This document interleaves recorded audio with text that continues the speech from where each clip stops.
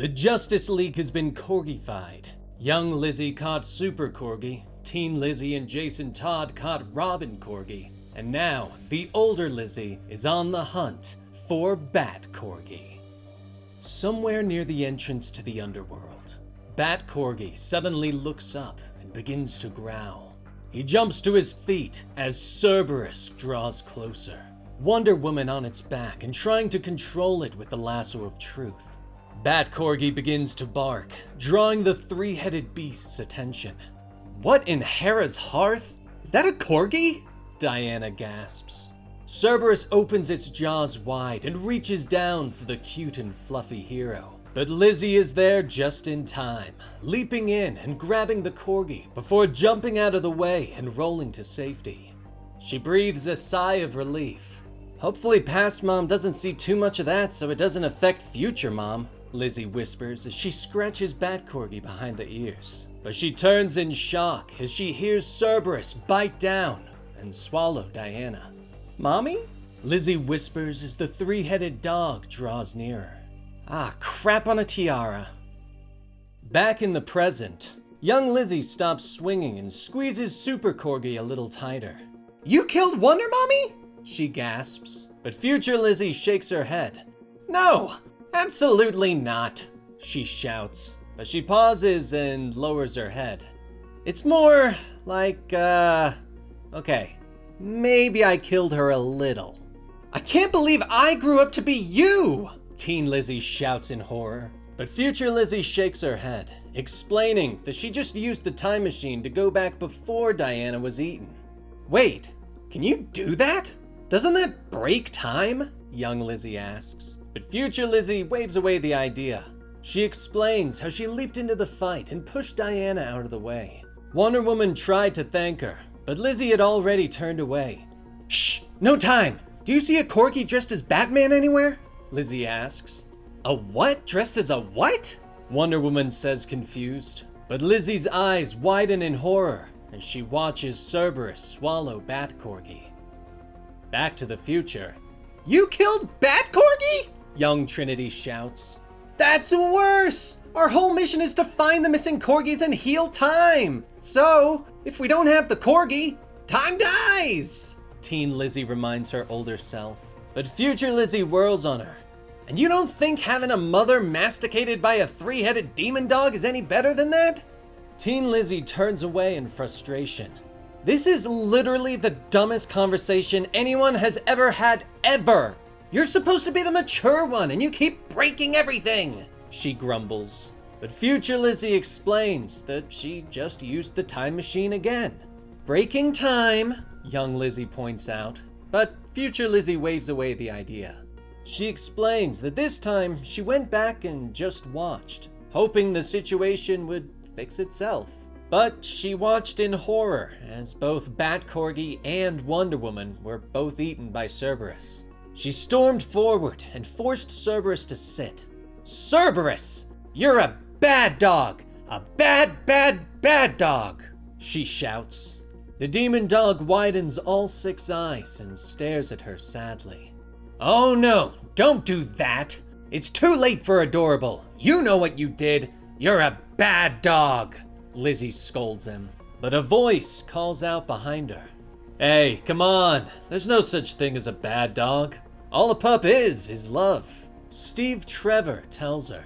He holds out his hand as he introduces himself, but Lizzie rushes into his arms and gives him a big hug. He pushes her away and Trevor looks at her in surprise, asking if she's seen Wonder Woman. Lizzie stares at him for a moment, but as Steve starts to notice the lasso of truth, she punches him in the face, knocking him out and dropping him to the floor. Back in the future present. You punched out Daddy? Young Lizzie shouts in shock as she jumps off her swing and lets Super Corgi squirm free.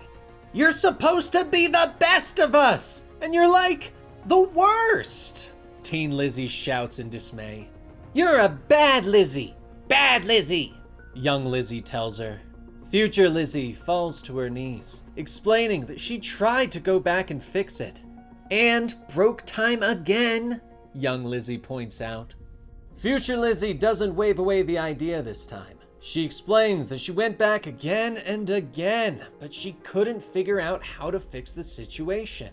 "So you broke all the time," young Lizzy says with a nod. "It seems at some point in the future, I fall on my head and never quite recover. Good to know," teen Lizzy sighs. But then, future Lizzy realized that she had 2 different lassos, that she can use her lassos to pull both Wonder Woman and Bat Corgi to safety. "It'd be super complicated, but I just had to use the proper amount of strength so that everyone didn't end up snapped," future Lizzy tells her younger selves. "And?" teen Lizzy asks as she leans forward. Future Lizzy hangs her head. "Snap," she groans. Finally, she gave up and sat on the ground. Tears fell from her eyes as she realized that she couldn't fix the situation. But suddenly, she's not alone. "I'm sorry, ma'am. Are you all right? Can I help in some way?" Steve Trevor asks as he kneels down before her. Lizzy shakes her head and tries to hide her face. No, I'm fine, thanks. I'm really fine," she gasps. Steve nods his head, telling her that things might look tough, but you can't give up. That no matter what, he tries to never give up. Lizzy looks up at the man who would be her father. "Why don't you ever give up?" she asks him. Steve shrugs and explains that he was raised by his grandmother after his parents passed away. And she was a tough old lady, and while she had hard times, she never ran from her responsibilities. And she still made time for me, still took care of me.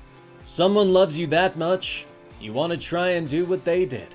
Even if they're gone, that can bring them back a bit, Steve tells Lizzy as he helps her to her feet. In the future, Lizzy finishes her story. Teen Lizzy leans forward with a smile. "That's kind of awesome," she whispers. Young Lizzy nods. "He's the best ever! And he's my daddy! And that's the best ever!" she whispers with joy. Future Lizzy nods.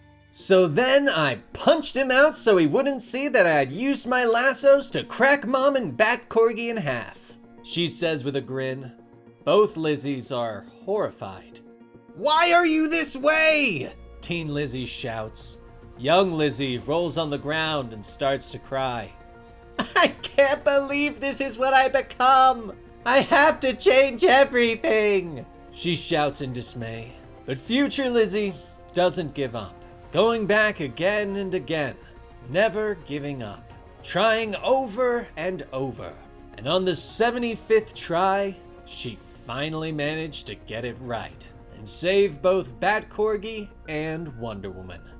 She motions to Bat Corgi with joy as he continues to roll in the grass with the other dog heroes.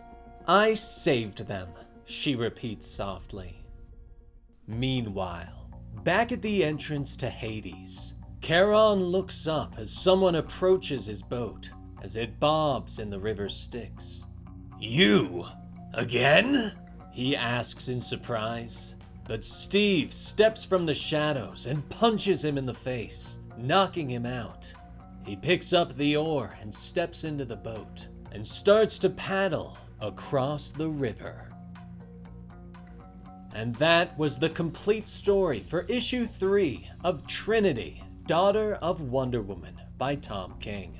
A fun continuation of the Daughter of Wonder Woman. What have you thought of this series so far? Let me know in the comments below. And be sure to like and subscribe for videos every Monday, Wednesday, and Friday. I'm Dan with Comicstorian, and we will see you next time. Rest in peace, Benny.